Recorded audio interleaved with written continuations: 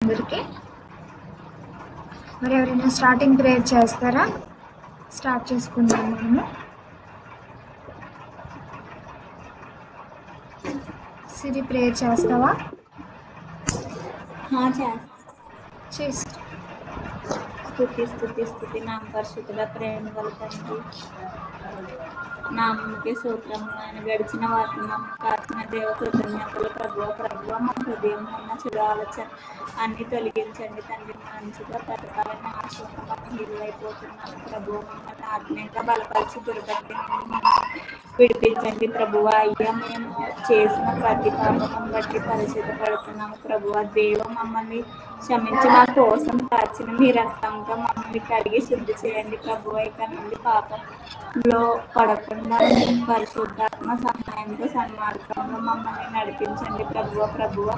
ఈరోజు ఎవరిని బాధపడకుండా అందరితో సమాధానం కలిగి నడిచేలా సహాయం చేయండి నాయన ప్రభువ. ఈరోజు నుండి హృదయ శుద్ధి కలిగి మీ సహాయంలో సంతోషంతో సాగిపోయే భాగ్యాన్ని మాకు అందించండి దేవా. అయ్యా, ప్రేమ క్షమాపణ వంటి మీ స్వభావంతో మా హృదయాన్ని నింపండి తండ్రి. అయ్యా, పడకుండా అనుదినము మమ్మల్ని తప్పించుకుని అడుగుతూ ఆత్మీయుడైన మిమ్మల్ని స్తుతించే నమ్ముట నీవనైతే నమ్మువానికి సమస్తము సాధ్యమా అన్న విశ్వాసంతో యేసే పరిశుద్ధ నామములో ప్రార్థించి పొందుకున్నాము పరమ తండ్రి. ఆమేన్. ఆమేన్. Praise lord. సిరి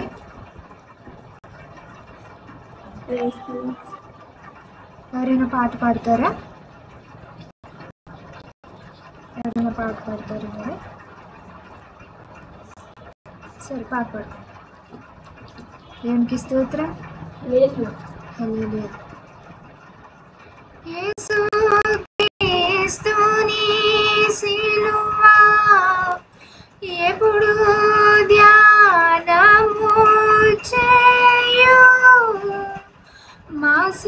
మాసాతోను సోదరా, మన దోషంబునేడా బాపు ఈ సంతాప మరణ వ్యాసంబు సోదరా, మన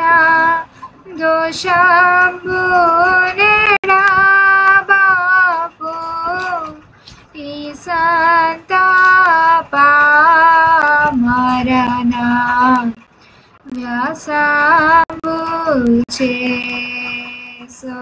సోదరా, దీనుండై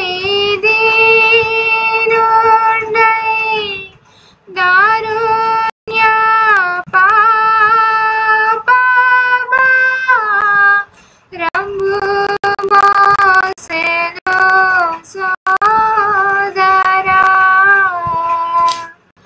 తన్ను చేరిన వారిని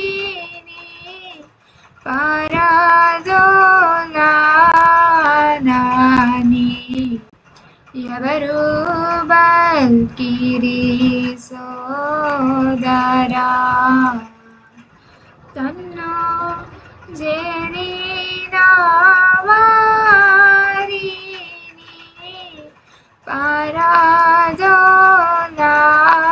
పరదోలనని ఎవరు బల్కిరి సోదరా, ఎండా చేగాయములు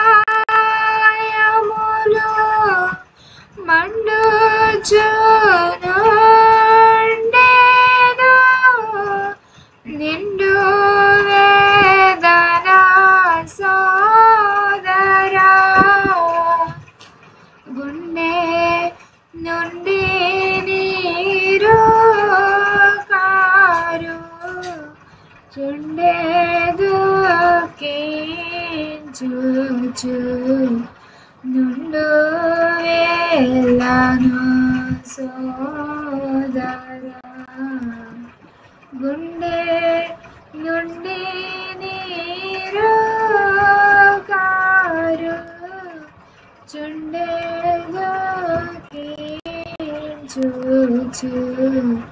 నుండు వేళను సోదరా యేసు క్రీస్తుని సిలువా ఎప్పుడు ధ్యానము చేయు మాసాతోను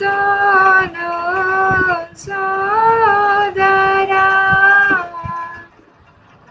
మన దోషము నిడబాపు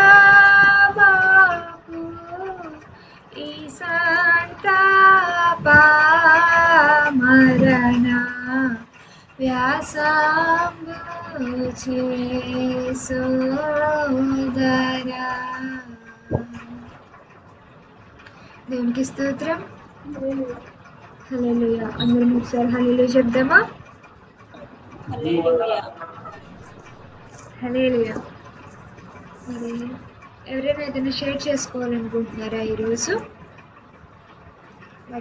నేను చెప్పుకున్నాం కదా, ఈరోజు నుంచి లెంట్ డేస్ స్టార్ట్ అవబోతున్నాయి.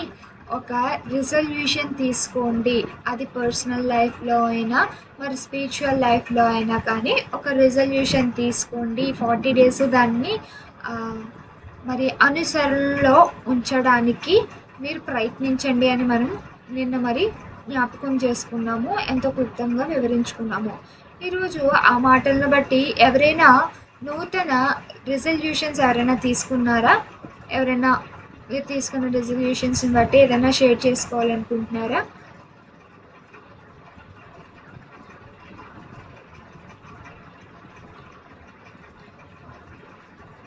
సరే, అయితే వాక్యంలోనికి వెళ్దాము.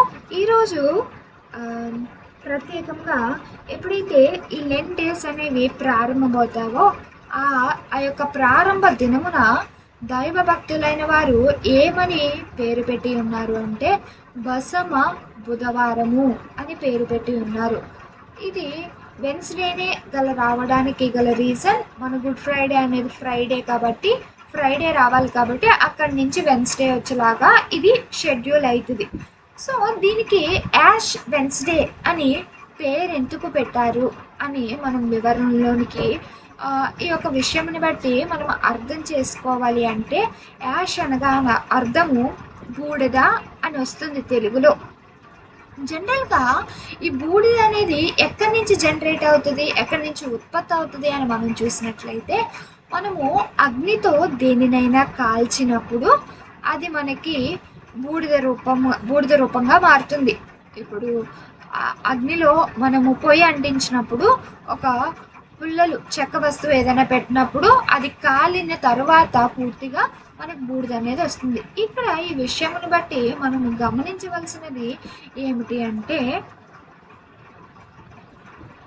అగ్నిలో కాల్చబడటము ఈ యొక్క 40 days కూడా మన అన్ని ఈ విషయం చెప్పండి ఒకసారి నాకు. మనము పొయ్యిలో పెట్టే అన్ని చెక్క వస్తువులు లేదా అన్ని పుల్లలు కూడా ఒకే షేప్ కలిగి ఉంటాయా, ఒకే స్ట్రక్చర్ కలిగి ఉంటాయా అంటే ఇట్స్ అబ్సల్యూట్లీ నో అని చెప్పచ్చు మనం. ఎందుకంటే అన్ని పుల్లలు ఒకేలా ఉండవు, ఒక్కొక్కటి ఒక షేపు ఒక విధంగా ఒక వంకర కలిగి ఉండి ఈ విధంగా ఉంటాయి. అలాగే మానవులైన మనం అందరం కూడా ఈచ్ పర్సన్ టు పర్సన్ మనం అందరం కూడా సో డిఫరెంట్. ఒకరికున్న మెంటాలిటీ ఇంకొకరికి ఉండదు, ఒకరికున్న అలవాటు ఇంకొకరికి ఉండకపోవచ్చు, ఒకరికి నచ్చింది ఇంకొకరికి నచ్చకపోవచ్చు. ఇంత వేరియేషన్ కలిగి ఉన్నాం కదా. మనం అందరము కూడా స్పిరిచువల్ జర్నీ చేస్తున్నప్పుడు ఏకరీతిగానే ఉండాలి, ఒక విధంగానే మార్చబడాలి. అదే దేవునికి నచ్చే రీతి, దేవుడికి ఇష్టమైన రీతి. ఆ విధంగా మనం మార్చబడాలి అంటే ఈ 40 days కూడా మనకున్న బలహీనతలను బట్టి, మనకున్న డిజేబిలిటీస్ని బట్టి మనల్ని మనము రీషేప్ చేసుకునే వారుగా మనం ఉండాలి. దేని చేత? ఎలాగైతే పుల్ల అగ్ని చేత తన యొక్క షేప్ని మార్చుకుంటుందో అలాగనే మనము కూడా మనకున్న లోపములను బట్టి మనకున్న మరి మనం సరి చేసుకోవాలనుకుంటున్న విషయములను బట్టి ఈ 40 దినములు కూడా దేవుని సన్నిధిలో ప్రత్యేకంగా గడుపుతూ మనల్ని మనము సరి చేసుకోవాలి, దేవునికి ఇష్టమైన రీతిగా మనల్ని మలుచుకోవాలి అని ఈ యొక్క డేస్ని మనము స్టార్ట్ చేయడం జరుగుతుంది. అయితే ఈరోజు మనము వాక్యంలో గమనిద్దాం ఏమని, అసలు సిలువ అంటే ఏమిటి, అసలు యేసుక్రీస్తు ప్రభువారు సిలువను ఎందుకు మోసారు, మరలా మనము యేసుక్రీస్తు ప్రభువారికి మరలా సిలువ వేయటము అంటే ఏమిటి అని ఈ 3 ప్రత్యేకమైన విషయములను బట్టి మనము జ్ఞాపకం చేసుకుందాం. అసలు ముందు సిలువ అనగా మరి దైవభక్తులైన వారు అనుభవపూరితులు మనకి చెప్పిన పేరు ఏంటంటే సిలువ అనగా శ్రమ లేదా అది ఒక శోధన అని దైవభక్తులైన వారు చెప్పటం జరిగింది. అయితే దీన్ని శ్రమ అని ఎందుకు అన్నారంటే ఎంతో భారముతో కూడిన పని, ఎంతో ఇటువంటి భారపూరితమైన పని చేయాలంటే దేవుని యొక్క కృప మనకి కావాలి. ఒక విషయం చెప్పండి, యేసుక్రీస్తు ప్రభువారు మరి సిలువను మోసుకుని అది కొండ ఎక్కారు. అంటే కొండ ఎలా ఉంటుంది, ఎత్తుగా ఉంటుంది. ఎత్తుకు మనం నడవాలి. ఎత్తుకు నడవటం సులభతరమైన పన, మరి దిగుకు నడవటం సులభతరమైన పన అని మనం ఆలోచన చేస్తే దిగుకు నడవడం సులభతరమైన పనే. అది కూడా యేసుక్రీస్తు ప్రభువారు తన బరువు కంటే అధికమైన బరువు కలిగిన సిలువను మోసుకుని నడిచారు. ఇప్పుడు మనమే ఉన్నాం, ఒక 50 to 70 kgs ఉంటాము. మనకంటే మనతో సమానమైన బరువు కూడా మనం ఎత్తలేము. మనకంటే అధికమైనది కాదు, కానీ మన 50 ఉంటే ఒక 25 kgs, ఒక 35 kgs వరకు మనం మోయగలమేమో, అంతకు మించి మనం మోయలేము. కానీ యేసుక్రీస్తు ప్రభువారు ఎంతో భారము కలిగి ఉన్న ఆ సిలువను మోసుకుని మరి కల్వరి గిరిపైకి ఎక్కడ మనం చూస్తున్నాం. దారిలో ఆ బరువు మోయలేకట వేరొక తోడుని తెచ్చుకున్నారట యేసుక్రీస్తు ప్రభువారు. కనుక సిలువ అనగా ఈ యొక్క భారముతో కూడిన ఒక పని, ఒక శ్రమ అని మనం చెప్తుంటాము. అయితే యేసుక్రీస్తు ప్రభువారు ఈ సిలువను ఎందుకు మోసారు అని మనం చూసినట్లయితే యోహాను సువార్త 3:16 మనకు కనబడుతుంది కదా. ఏమని, యేసుక్రీస్తు ప్రభువారు ఈ లోకమును ఎంతో ప్రేమించెను, ఈ లోకంలో ఉన్న ఆయన స్వరూపంలో ఉన్న మనలను కూడా అదే రీతిగా ఆయన ప్రేమించారు. కాబట్టే భారమైన, శ్రమైన, కష్టమైన ఆయన సిలువను మోయటానికి ఇష్టముతో ఈ పని చేశారు. ఈరోజు మనం తెలుసుకోవాలి, ఈ లోకములో ఉన్న మనము ఆయన మనల్ని ప్రేమించి ఇంత భారవంతమైన పని ఇది నేను చెయ్యాలి అని తెలిసి కూడా ఏ అబ్జెక్షన్ తండ్రి వద్ద పెట్టకుండా నేను చేస్తాను అని తండ్రి చిత్త ప్రకారమే ఆయన కుమారుడిగా ఈ లోకమునకు వచ్చుట మనం చూస్తున్నాం. దైవజనులు ఒక మాట చెప్పారు, ఏంటంటే అది తిండి శరీరమునకు బలమిస్తుంది, శరీర బలము పనికి బలమిస్తుంది, శ్రమకాలము ఆత్మకు బలమునిస్తుందట. ఈ మాట దైవజనులు దేవదాసయ్య గారు చెప్పారు. ఇప్పుడు చూడండి, మనం మంచి ఆహారం తింటే మనకి ఏమొస్తుంది, ఎనర్జీ వస్తుంది, బలం వస్తుంది. ఆ బలమును బట్టి మనం ఏం చేయగలము, మనకి పని చేయగలము. ఇంట్లో పని కానివ్వండి, లేదా ఆఫీస్కి వెళ్ళి లేదా ఏ పని అయినా కానీ మనం తిన్న ఆహారంని బట్టి, మనకు వచ్చిన శక్తిని బట్టి మనం పని చేయగలము. కానీ ఈ శ్రమకాల ధ్యానములు మనకి ఆత్మలో బలంనిస్తాయి. శరీర బలం కావాలంటే ఆహారం తింటాం, ఆత్మలో బలము కావాలంటే ఈ సిలువ ధ్యానాలు మనం పాటించువారిగా ఉండాలి. అయితే మొదటి వాటగా మనం చూసాము, సిలువ అనగా శ్రమ. దేవుడు ఈ లోకముని ఎంతో ప్రేమించిన కనుక ఈ యొక్క శ్రమను, ఈ యొక్క సిలువను ఇష్టానుసారంగా మన కోసము ప్రాణత్యాగము చేసి ఉన్నారని మొదటి మాటగా మనం తెలుసుకున్నాం.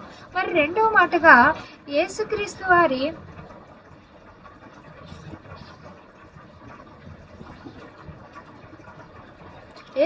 వారు ఈ సిలువను ఎందుకు మోసారు అని మనం చూసినట్లయితే లూకాసు వార్త 24వ అధ్యాయము 25, 26 వచనముల్లో మనకు కనబడుతుంది. ఒకసారి రిఫరెన్స్ చదువుతున్నాను నేను. 24వ అధ్యాయము 25వ వచనం. అందుకైన అవివేకులారా, ప్రవక్తలు చెప్పిన మాటలన్నిటినీ నమ్మని మందమతులారా, క్రీస్తు ఇలాగు శ్రమపడి తన మహిమలో ప్రవేశించుట అగత్యము కదా అని వారితో చెప్పిరి. ఇక్కడ మనం చూసినట్లయితే వాడుక బైబిల్లో ఇదే ఒక వచనముని మనము ఒకసారి చదువుదాం, ఇంకా ఈజీగా మనకు అర్థమవుతుంది. అయితే వాడుక బైబిల్లో ఎలా ఉంది కదా, అందుకైన వారితో అన్నాడు, మీరు తెలివి తక్కువ వారు, ప్రవక్తలు చెప్పినదంతా నమ్మడంలో మందమతులు. ఆ బాధలు అనుభవించి తన మహిమలో ప్రవేశించడం క్రీస్తుకు తప్పనిసరే కదా. అయితే ఇక్కడ అంటున్నారు, మీరు దేవుడు వస్తారు, ఒకరు మన పాపములంతటికీ తీసివేస్తారని దేవుడు మనకి ఆది కాండంలోనే చెప్పేసి ఉన్నారు. ఈ వైరము తీసివేయటానికి నా కుమారుని పంపిస్తానని మరి ఆది కాండంలోనే తండ్రి యెహోవా చెప్పినట్టుగా ఇంకా యెషయా ప్రవక్త గారు ఇలాగా అనేకమైన ప్రవక్తలందరూ కూడా మరి పాత నిబంధనలో చెప్పిపోయినట్లుగా ఈ యొక్క మాటలన్నీ నెరవేర్చడానికి ఆయన వస్తారు, మరి శ్రమ నొందుతారు, మహిమలోనికి వెళ్తారు అని ఈ మాటలో మనం చూస్తున్నాం. మనం చూడవచ్చు, మనం అందరము శరీర దారిలై ఉన్నప్పుడు మన మీద ఏముంది? శ్రమ ఉంది. అలాగే యేసుక్రీస్తు ప్రభువారు కూడా శరీర రూపి అయి ఈ లోకమునికి వచ్చినప్పుడు ఆయన మీద కూడా ఏముంది? ఈ యొక్క పాపం అనేది ఈ యొక్క పాపం అనేది ఆయన మీద ఉంది. అయితే ఆయన మరలా తిరిగి మహిమలోనికి వెళ్ళాలంటే తప్పనిసరి ఏమి అనుభవించాలి? శ్రమను అనుభవించాలి, సిలువను జయించాలి. సిలువను జయించుట కొరకే మహిమలోనికి తిరిగి వెళ్ళటానికే ఆయన సిలువను మోసినట్లుగా మరి రెండవ మాటగా మనకు కనబడుతుంది.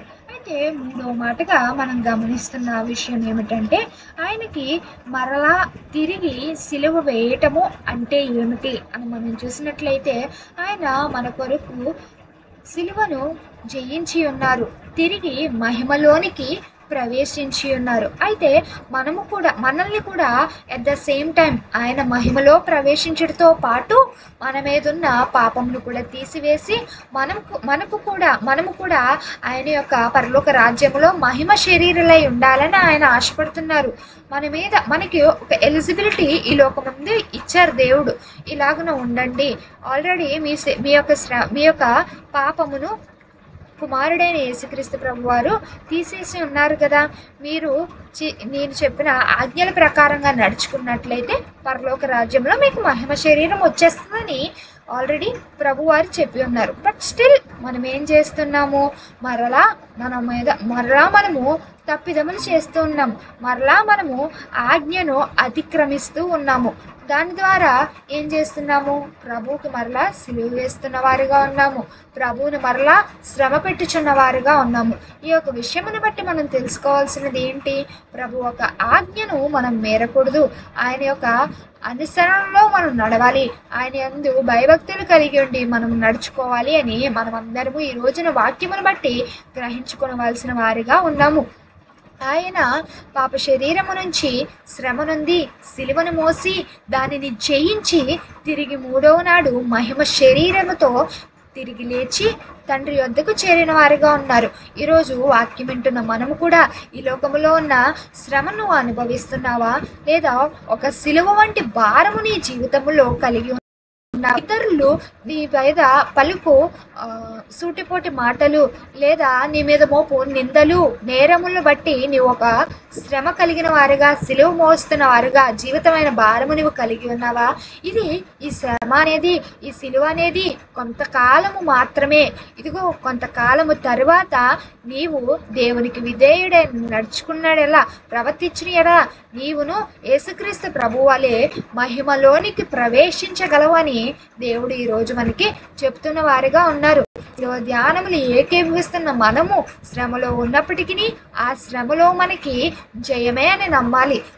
భక్తులైన వారు చెప్పారు, శ్రమ లేకపోతే ఒక మాట జ్ఞాపకం చేస్తాను.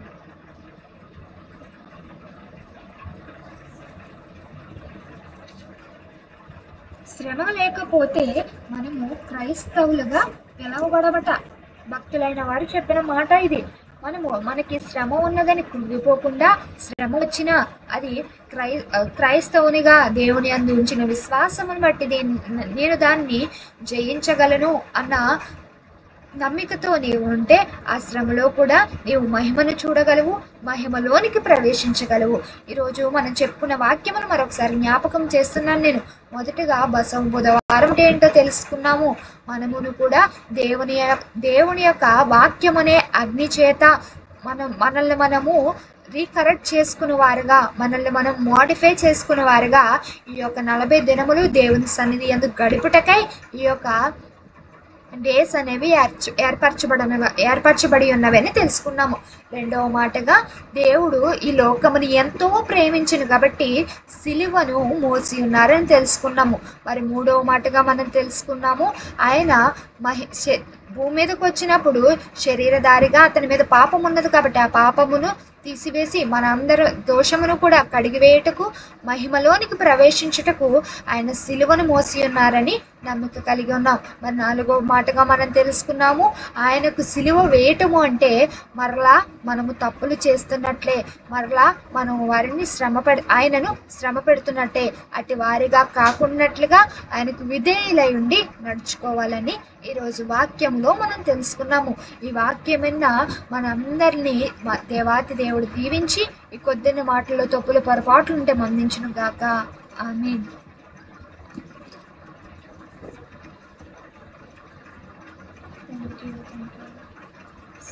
ప్రేయర్ చేసుకున్నాము. ఎవరైనా ప్రేయర్ చేస్తారా? సరే, ప్రేయర్ చేసుకుందాం.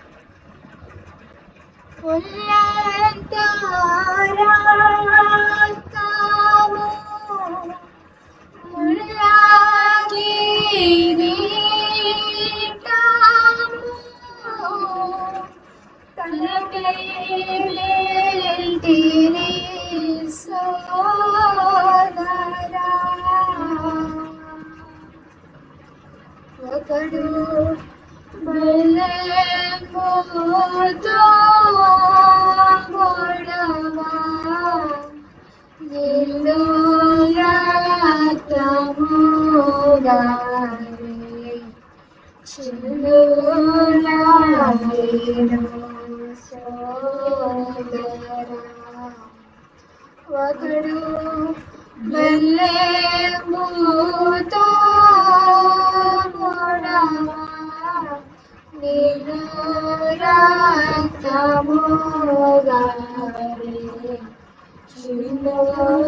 చిల్లులాడెను సోదరా. దేవా, సిలువనాథుడా,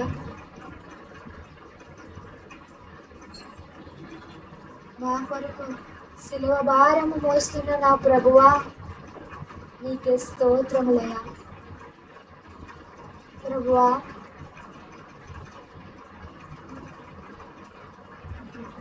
దైవజనులు అంటున్నారు ఒళ్ళంతా రక్తమే కారుతుంది. ఇదిగో ఆ గాయములు చేస్తున్న నొప్పి ఎంతో ఘోరమైనది అయినప్పటికీ ఈ లోకంలో ఉన్న నిన్ను నన్ను ప్రభు ప్రేమించినారు కదా. ఇదిగో అంత భారమును కూడా, అంత నొప్పిని కూడా దేవుడు ఈ రోజున నీ కోసము నా కోసము సహించి ఉన్నారు. ఇదిగో భటుడు వచ్చి బల్లెముతో ఒక పక్కన పొడవగా నీళ్లు రక్తము కారుతుందట. ప్రభువా, నా కోసము మా కోసము నీ ఆఖరి రక్తము పొట్టు వరకు కూడా కార్చి ఉన్నారే, నీకు వందనములయ్యా. ప్రభువా, నీవు చేసిన త్యాగము ఎంతో గొప్పది ప్రభువా. మరి ఎవరు చేయనటువంటి గొప్ప త్యాగము ప్రభువా. ప్రభువా, ఇదిగో ఈ త్యాగమును కూడా మేము మర్చిపోయి, మీరు మాకు శ్రమపడిన మా కొరకు శ్రమపడిన రీతిని కూడా మేము మర్చిపోయి మరలా సిలువ వేస్తున్నామేమోనయ్యా. ప్రభువా, అటు వారిగా మేము ఉండవద్దు దేవా. నేను శ్రమ పెట్టువారుగా నీకు మరలా మరలా మా అతిక్రమ క్రియలు చొప్పున సిలువ వేసేవారుగా మేము ఉండవద్దు ప్రభువా. ఈరోజు వినిన వాక్యమును బట్టి మమ్మల్ని మేము సరిదిద్దుకునే బాటలో నడవగల భాగ్యమునియండి ప్రభువా. ఈరోజు ప్రారంభ దినమై ఉండగా ఈరోజు మొదలుకొని 40 దినములు కూడా నీ సన్నిధిని గడిపే భాగ్యమునియండి ప్రభువా. ఏ దినము కూడా ఏ ఆటంకము చొప్పున మేము తప్పిపోవద్దు ప్రభువా. ఎవరైతే ఉపవాసం ఉండి దేవుని సన్నిధిని గడుపుతున్నారో వారందరికీ నీవే బలమునియండి ప్రభువా. ఎవరైతే ఏ ఒక్క అంశమును బట్టి ప్రత్యేకముగా నేను ధ్యానిస్తున్నారో కనిపెడుతున్నారో వారందరికీ నీ సమాధానమును అనుగ్రహించండి ప్రభువా. నీ చిత్తము చొప్పున నడిపింపు చేయండి దేవా. ప్రభువా, వచ్చిన వారిని బట్టి నీకే మహిమ తండ్రి. ఇదిగో ఇంకనూ అనేకులైన వారు ఈ సన్నిధిలోనికి రావాలి, దైవ ధ్యానము ఏకీభవించాలి అని ఆశపడుతున్న వారుగా ఉన్నామయ్యా. నీ చిత్తము చొప్పున అనేకులను ఈ సన్నిధిలోకి నడిపించండి ప్రభువా. అనేకులు నీ యొక్క శ్రమకాల ధ్యానం శిలువ ధ్యానాల ఆశీర్వాదములు వారి జీవితంలో పొందుకునే భాగ్యమును ప్రతి ఒక్క బిడ్డకును అనుగ్రహించి నడిపిస్తున్నారని నమ్ముచున్నాము తండ్రి. ఏ బిడ్డ వారి అంతరం ముందు ఏ ప్రార్థన చేస్తున్నారో మీరు ఎరిగి ఉన్నారయ్యా. వారు చేస్తున్న ప్రార్థన బట్టి ఈ సమాధానమును అనుగ్రహించి దీవించి నడిపింప చేయండి తండ్రి. ఈరోజు జరిగించిన స్తుతిని బట్టి నీకే వందనములు ప్రభువా. ప్రారంభం మొదలుకొని ముగింపు వరకు కూడా నీ కృప చొప్పున నడిపించినందుకే స్తోత్రములు ప్రభువా. మరి రేపటి దినమును కూడా ఇలాగనే నీ సన్నిధినందు ఇదిగో మా మధ్యను నీ ఉండి నడిపిస్తున్నారని నమ్మిక కలిగి ఉండగా నీ చిత్తము మా యందు నెరవేర్చండి ప్రభువా. దైవ ధ్యానము రేపు ఏకీభవించుటకు సిద్ధపడుచుండగా నీ చిత్తములో దైవ ధ్యానములో నీ దైవ సన్నిధి దర్శన భాగ్యమును మా ಎಲ್ಲరికను అనుగ్రహించబోచున్నారని నమ్ముచున్నాం తండ్రి. దానికి ముందుగా మమ్మల్ని మేము సిద్ధపరచుకుని నీ సన్నిధిన పూర్ణ హృదయముతో పూర్ణ ఆత్మతో నిన్ను కనిపెట్టగల భాగ్యమును మా ಎಲ್ಲరికను అనుగ్రహించి నడిపిస్తున్నారని నమ్మిక కలిగి ఉన్నాం ప్రభువా. ఈ దేశమును రాష్ట్రమును లోకమును ప్రపంచమును సమస్త మానవాళిని జ్ఞాపకం చేసుకునండి తండ్రి. ఏ బిడ్డ ఏ అనారోగ్యముతో ఏ అస్వస్థతతో ఏ ఆర్థిక ఇబ్బందితో ఏ ఒక్క విషయము చొప్పున నలిగిపోబడుతున్నారో సమాధానం కోసం కనిపెడుతున్నారో వారందరికీ నీ కృపను చూపించండి తండ్రి. నీ కృపను అనుగ్రహింపచేసి వారి జీవితంలో జరిగిన మేలులను బట్టి సాక్షాత్తులుగా సాక్ష్య జీవితం వారు కలిగి ఉండి అనేకులకు సువార్త చెప్పినట్లుగా ప్రతి ఒక్కరిని నీ రాకడ నిమిత్తమై వాడుకునండి తండ్రి. నీ రాకడ సువార్త నిమిత్తమై అనేకులను లేవనెత్తి నడిపించుకుంటున్నారని నమ్మిక కలిగి ఉన్నాం ప్రభువా. ఈ రోజున ఇదిగో తండ్రి ప్రభువా, ప్రార్థించిన విషయములన్నీ నీ సన్నిధిని జ్ఞాపకం చేసుకుని ప్రతిఫలమును అనుగ్రహించున్నారని నమ్మిక కలిగి ఉండగా శిలువనాథుడైన యేసు స్వామి యొక్క అతి పరిశుద్ధ నామమును ప్రార్థించి వేడుకుంటున్నాం తండ్రి. ఆమేన్. పరలోకమందున మా తండ్రి, నీ నామం పరిశుద్ధపరచబడును గాక, నీ రాజ్యం వచ్చును గాక, నీ చిత్తం పరలోకమందు నెరవేర్చును గాక. ఆహారాన్ని దయచేయండి, ప్రాణం చేసి ప్రకారం శోధనకి స్థాపించండి. రాజ్యం శక్తి మహిమ తండ్రి.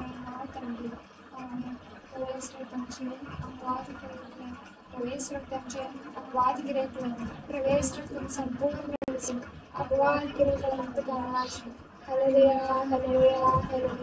స్తోత్రం స్తోత్రం స్తోత్రం. ఆమేన్ ఆమేన్ ఆమేన్.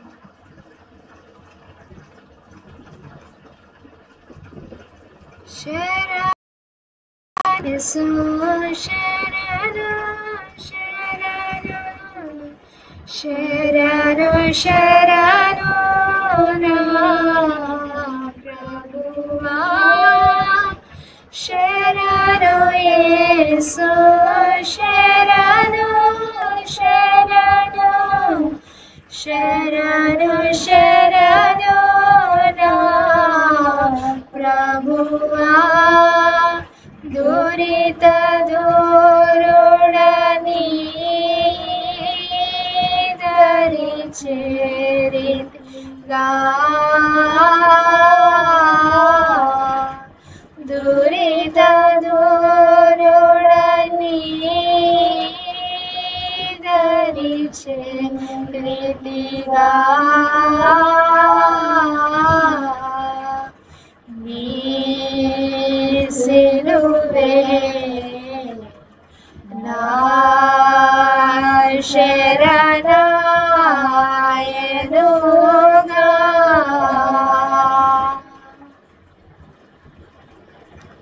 ప్రైజ్ లార్డ్ అందరికీ.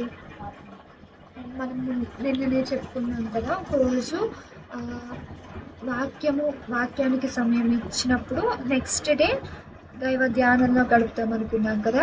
ఈరోజు మరి ఫుల్ టైం వాక్యం చెప్పుకున్నాము. మరి రేపు ప్రత్యేకంగా దైవ ధ్యానంలో ఎక్కువ సమయాన్ని గడుపుతాం. ప్రైజ్ లార్డ్ అందరికీ.